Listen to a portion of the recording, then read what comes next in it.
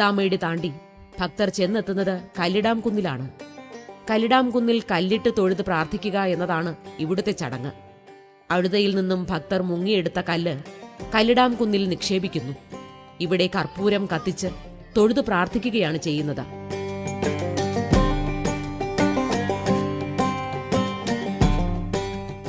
അയ്യപ്പൻ മഹിഷി നിഗ്രഹത്തിനു ശേഷം മഹിഷിയുടെ ശരീരം കല്ലുകൾ കൂട്ടിവച്ച് സംസ്കരിച്ചുവത്രേ. അതിന്റെ സ്മരണയിലാണ് ഭക്തജനങ്ങൾ അഴുതാ നദിയിൽ നിന്നും കല്ലെടുത്ത് അഴുതാമേട് താണ്ടി കല്ലിടാം കുന്നിലെത്തി കല്ലിട്ട് വണങ്ങുന്നത്. അഴുതാമേട് താണ്ടിയതിന്റെ ക്ഷീണം തീർത്തതിനു ശേഷമാണ് ഇവിടെ നിന്നും ഭക്തർ യാത്രയാവുന്നത്.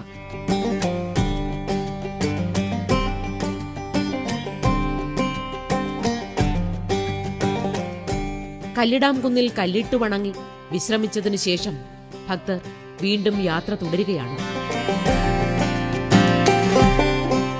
ശബരിമല തീർത്ഥാടനം വലിയൊരു ആശയത്തിന്റെ പ്രതീകവൽക്കരണമാണ്. ഭക്തനും ദേവനും ഒന്നാകുന്ന മനോഹരമായ സങ്കല്പത്തിന്റെ സാക്ഷാത്കാരമാണ് ഈ ശരണയാത്രകൾ.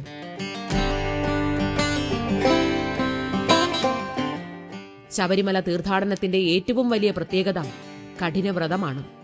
ആണ്ടിലൊരിക്കൽ നടത്തുന്ന ഈ വ്രതം ശരീരത്തിനും മനസ്സിനും ഒരുപോലെ ഗുണദായകമാണ്.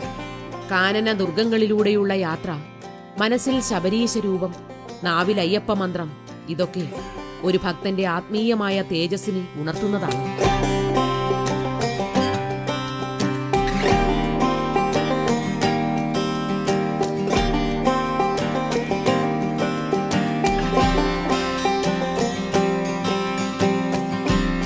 ഏറെ ദൂരം യാത്ര ചെയ്ത ഭക്തർ ഇഞ്ചിപ്പാറ കോട്ടയിലെത്തുന്നു.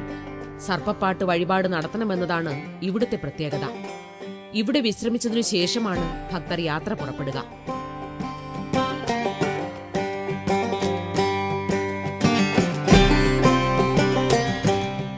എരുമേലിയിൽ നിന്നും രാവിലെ പുറപ്പെട്ട് ഏതാണ്ട് ഇഞ്ചിപ്പാറ കോട്ട കഴിയുമ്പോഴേക്കും സമയം വൈകുന്നേരമാകാൻ തുടങ്ങും.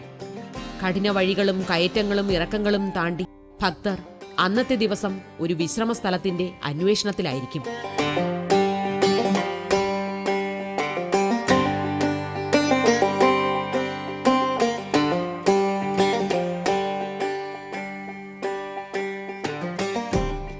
ഇഞ്ചിപ്പാറ കോട്ട കഴിഞ്ഞ് ഭക്തർ മുക്കുഴി എന്ന സ്ഥലത്ത് എത്തിച്ചേരുന്നു. ഇവിടെയാണ് ഭക്തർ രാത്രി കഴിച്ചുകൂട്ടുന്ന ഇടത്താവളം.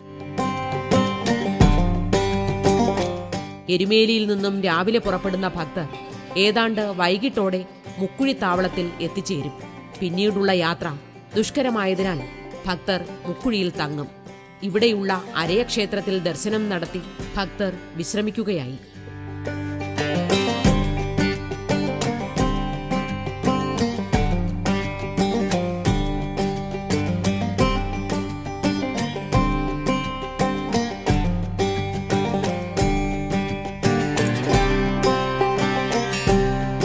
മുക്കുഴിത്താവളത്തിൽ വിശ്രമിച്ചതിനു ശേഷം പിറ്റേന്ന് പ്രഭാതമാകുന്നതോടെ ഭക്തർ മണികണ്ഠ സന്നിധാനത്തേക്ക് യാത്ര തുടരുകയായി.